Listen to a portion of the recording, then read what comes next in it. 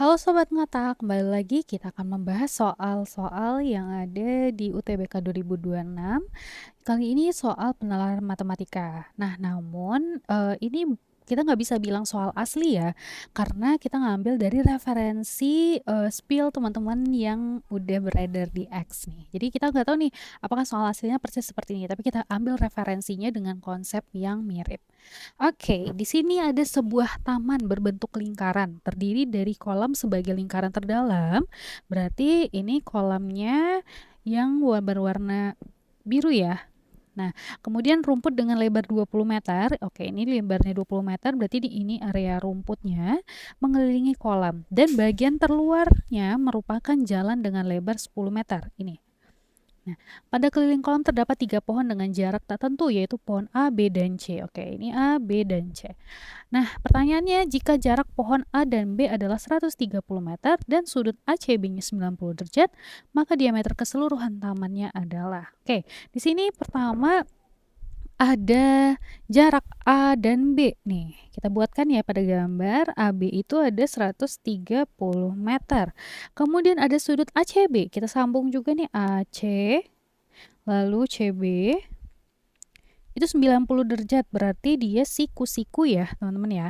Ini siku-siku 90 derajat. Nah, apa hubungannya nih si sudut dengan si jarak 130 itu?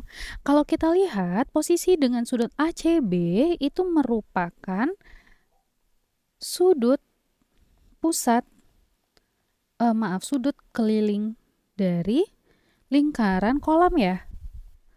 Keliling dari lingkaran kolam. Nah, misalkan kita gambarkan ada sebuah pusat di dalamnya yaitu O. Misalkan ini di sini ya, O. Maka kita bisa tentukan nih bahwa dari sudut AOB yang merupakan sudut pusat untuk keliling kolamnya bernilai. Nah, kita tahu bahwa sudut pusat itu nilainya adalah 2 kali dari sudut keliling. Berarti 2 kali sudut ACB. Sama dengan 2 kali 90 derajat, yaitu 180 derajat. Nah, berarti sudut AOB itu adalah 180 derajat atau mereka membuat sebuah garis lurus. Ini. Sehingga kita dapatkan dari sini bahwa AB merupakan diameter kolam. Nah, di sini konsepnya. AB diameter kolam. Oke, tunggu dulu. Ini baru diameter kolam ya, teman-teman. Sedangkan yang ditanya soal adalah diameter keseluruhan taman. Yaitu untuk keseluruhan taman itu tadi terdiri dari kolam, rumput, dan jalan. Berarti keseluruhan ini ya, teman-teman ya. Maka ini baru 130. Nah, kalau kita sambung, artinya nanti di sini dan di sini, ini dan ini, gitu ya. Nah, berarti kita tahu tadi bahwa lebar rumput 20, lebar jalan 10, berarti di sini juga ya 20 dan 10. Maka didapatkan total diameter atau diameter keseluruhan itu adalah yang pertama diameter kolamnya, yaitu tadi 130 meter ya, ditambah 2 kali 20 meter atau 2 kali lebar dari rumput ditambah 2 kali 10 meter, yaitu 2 kali lebar dari jalan. Berarti ini 130 tambah 40 tambah 20, hasilnya jadi 190 meter. Maka diameter keseluruhan taman tersebut adalah 190 meter. Nah, kita lanjut nih untuk pertanyaan kedua tapi masih di dalam teks yang sama. Teksnya sama, lalu tambahannya nih, diketahui 2 orang berdiri pada keliling terluar rumput masing-masing di titik P dan Q. Ini ya, P dan Q. Dengan sudut pusat yang terbentuk adalah 120 derajat. Oke, di sini kita bisa buatkan langsung ya. Berarti tadi kan ada pusat dari taman itu atau pusat kolam sama ya. Karena mereka sama sekeliling, ini misalkan O gitu. Terus sudut pusatnya berarti bisa kita sambung nih. P, O, Q. Nah, POQ ini yang 120 derajat. Ini yang merupakan sudut pusatnya. Kemudian mereka berjalan berjalan berjauhan mengikuti lintasan keliling sejauh pi/3 dan pi/4. Oke, mereka berjalan berjauhan, berarti ke sini gitu ya. Gini. Sejauh yang satunya pi/3, yang satunya pi/4. Tapi kita nggak tahu nih siapa yang pi/3, pi/4. Cuma itu nggak perlu diketahui gitu ya. Maka panjang busur terpendek. Nah, panjang busur terpendek hubungannya apa ya dengan panjang busur terpendek? Oke, pertama, kita tahu ada sudut pusat dari POQ-nya. Nah, artinya kita tahu nih jarak mereka ini berapa ya gitu ya. Jarak antara P dan Q dalam kelilingnya.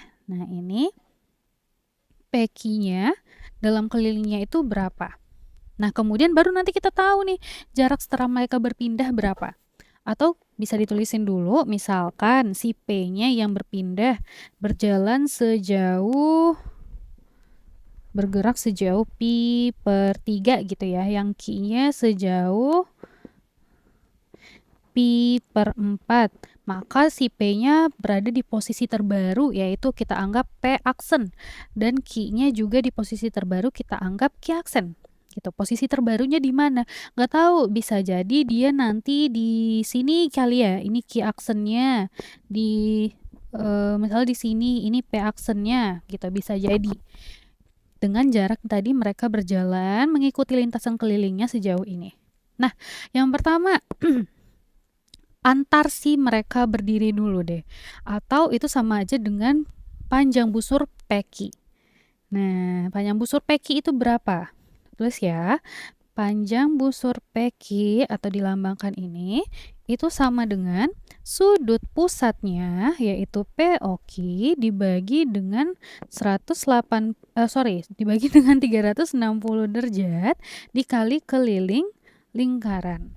Nah, sama dengan ini tadi POQ-nya itu 120 derajat per 360 kali. Nah, keliling lingkarannya berapa?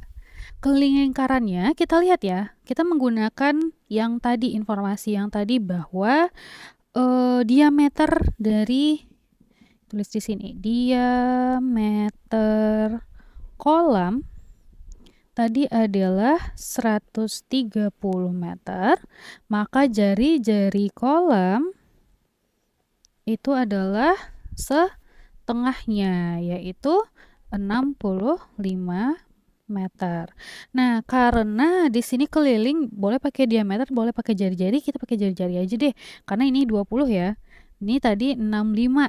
Maka jari-jarinya yang kita gunakan adalah 65 tambah 20, yaitu 2 pi kali jari-jarinya tadi 65 tambah 20.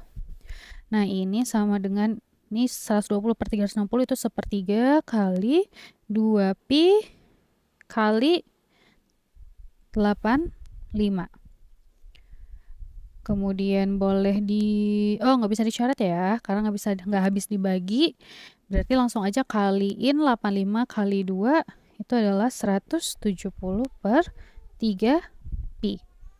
Yang mana tuh 170 per 3 pi? Yang ini.